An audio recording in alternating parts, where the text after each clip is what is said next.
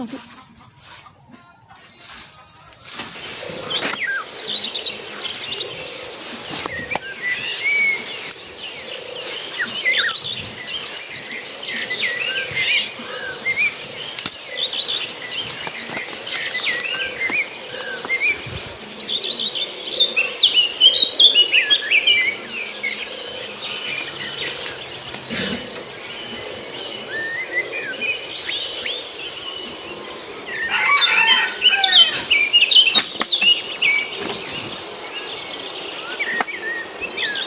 Hala, malalaki na to.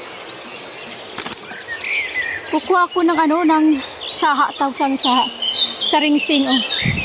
Yung may ano, saging, oh, bunga. Tawag dito daw ibaloy. Yung green. Ano kayo makuha ko yan? Okay guys, saglit.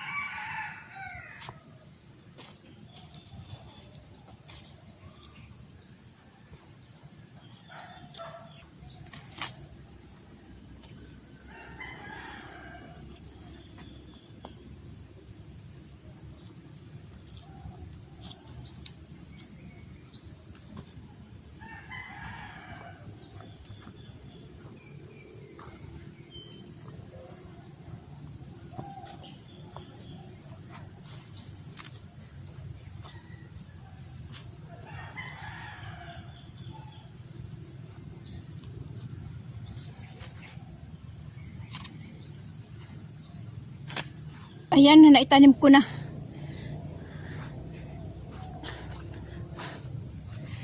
Nabuhutan ako ng ano, nagdidilim na. Ano to eh? Ay, buwan.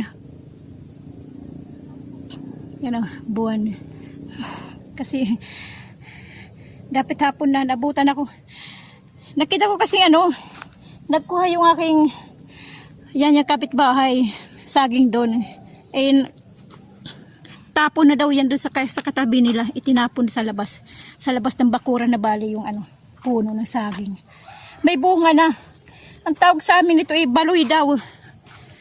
Ang bunga nito ay mahaba na green. Pag nahihinog sa green pa rin. Yung saging na yan. Baloy. Sana ay tumubo. Kasi ang lalim ng kanyang ano, Ginawa nga tapunan doon eh, mga puno eh. Tapunan nila. Bali, labasan ng bakod.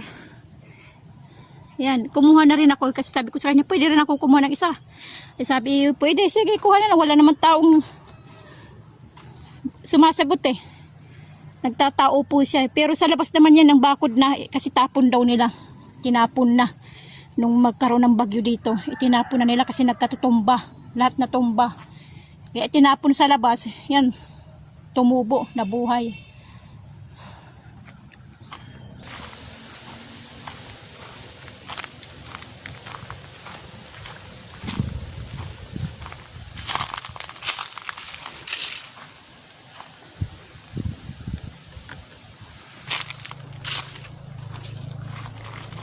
Tatanggal tayo ng damo dito guys oh. Ayan, sobrang damo. Ayan oh. Ayan. Kasi ano na, yung mga R80 pumapasok na. Lalo yung aking mga kamuting kahoy. Kahit bagong tanim eh, ginangat-ngat. Ayan yung saging oh.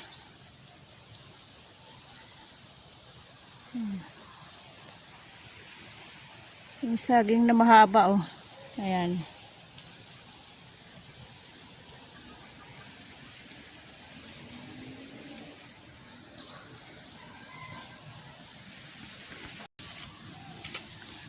Uumpisahan natin dito guys. Kahit hindi natin matapos kasi mahaba to eh. Mahaba tong palibot na to. May dala lang ako itak. Kasi mamaya mayroon ako makitang ano.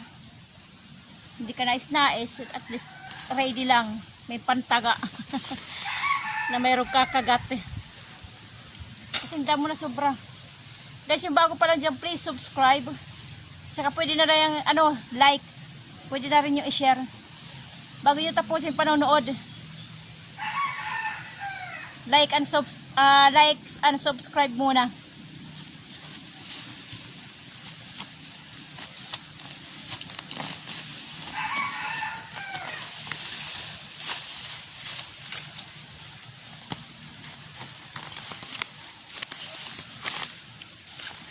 Tagal na kasi hindi ko nalinisan dito sa labas eh.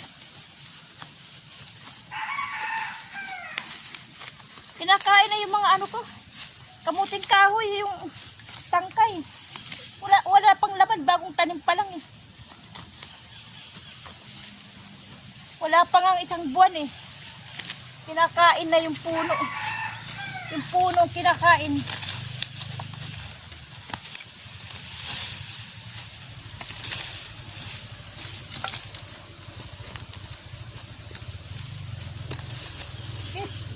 Nagulat ako.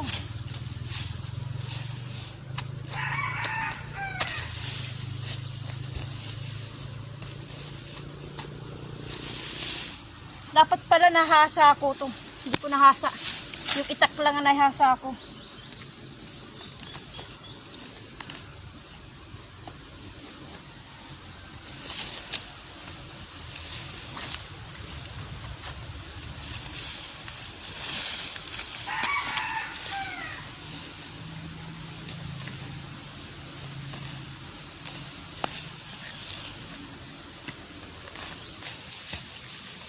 Matagal to matapos kasi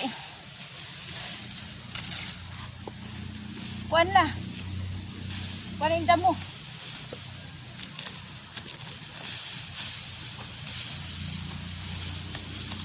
hindi katulad doon na lagi kong naagad ko kahit konti pa lang damo na natatanggal ko ngayon di na kaya matagal.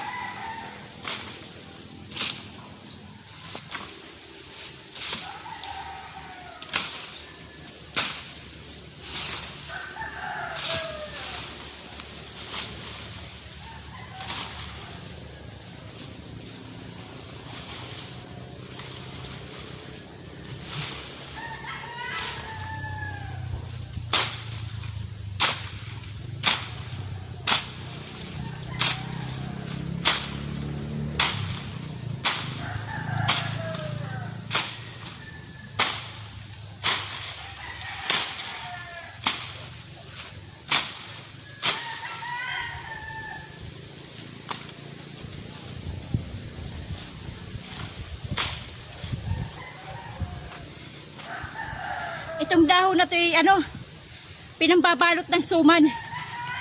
Suman latik, kahit basta mga kakanin na binabalot, na binabalutan. Ito ginagamit to. At tawag sa amin ito ay talipupo. Ayan, talipupo ang tawag sa amin ito. Ewan ko sa inyo dyan guys.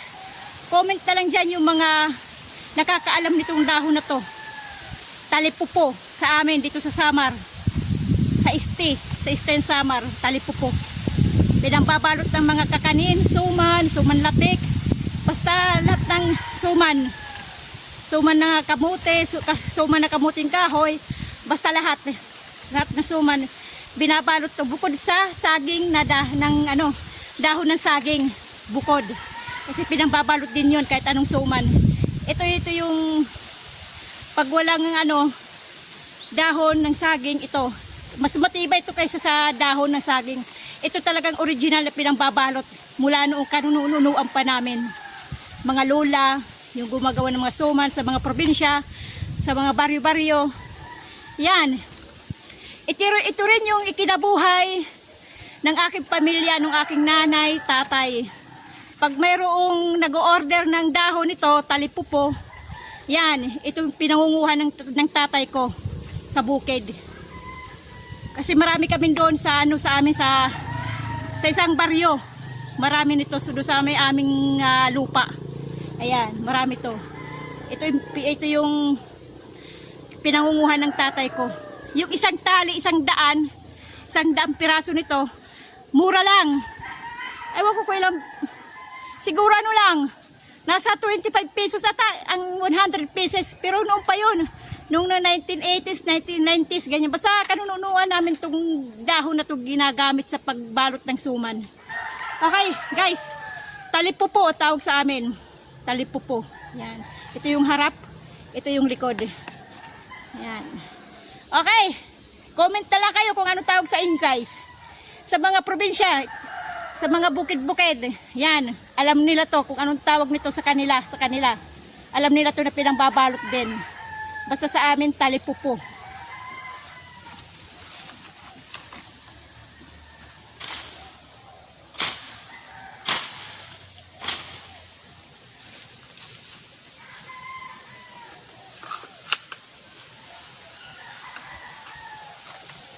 Hindi ko ata matatapos. Ang lawak pa.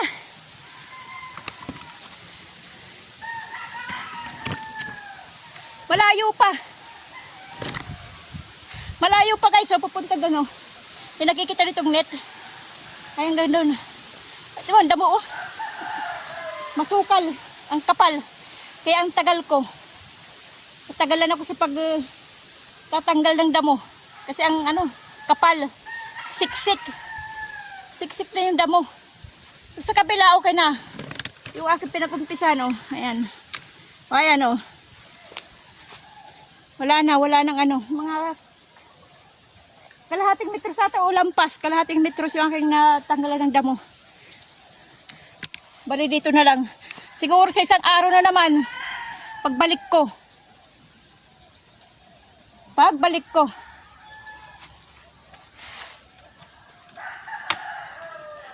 aanin ko niyan hanggang doon sa may dulo. Tapos paikot doon. Hanggang doon. Sa dulo na naman. Paikot tayo nitong bakod na to. Sa paglilinis. Kasi nga wala na kahit bagong tanim kong kamuting kahoy, nginangat-ngat na yung aking kamuting kahoy, yung kanyang pinakaano na. Yung itinanim ko na bagay, kung bagay yung itinanim ko na, itinusok ko na. Kahit hindi pa nga nag-uumpisa pa lang magdahon, wala na. Nginat-ngat na. Kailangan talaga linisan para hindi na makapasok, para mag-alangan ng pumasok basta malinis na. Okay guys, hanggang dito na muna. So, sa ibang araw na ulit yan, sa ibang pagbibideo, sa ibang vlog na naman yan. Basta naumpisahan ko na. Okay, uwi na ako guys. Saglit lang.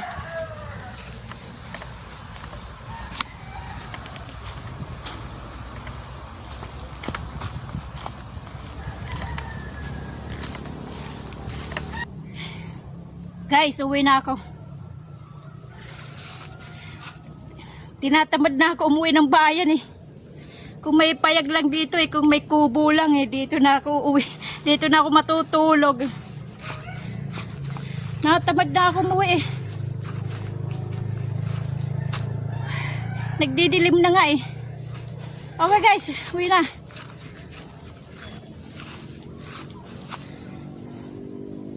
Hanggang dito na lang tayo. God bless ating lahat. Bye bye.